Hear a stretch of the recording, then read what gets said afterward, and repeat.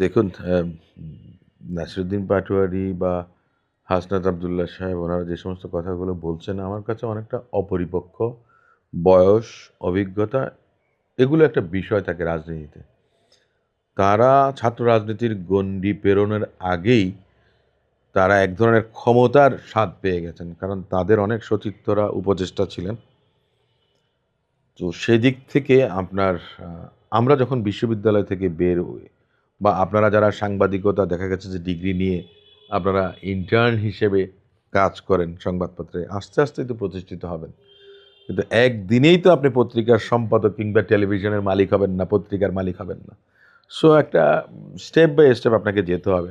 এখন ওনারা হয়তোবা এক ধাপে এক লাফে অনেক উপরে উঠে গেছেন, সেই কারণে হয়তো ওনাদের চিন্তাভাবনাটা সে ধরনের। আর দ্বিতীয় যে কথাটা আপনি বললেন যে ওনারা কি নির্ধারণ করে দেবেন বিএনপি কী করবেন না না করবেন?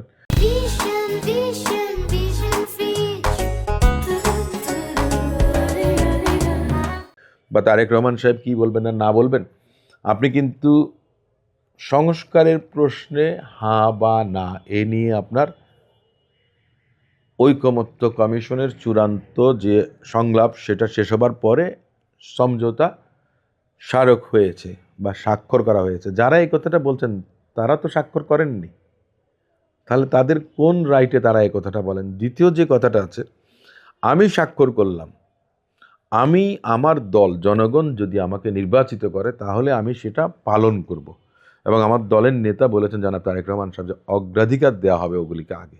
অর্থাৎ অন্যান্য আরও অনেক কাজ আছে, কিন্তু সেগুলো জুলাই সনদের বিষয়গুলোকে অগ্রাধিকার দিয়ে ইনি করবেন।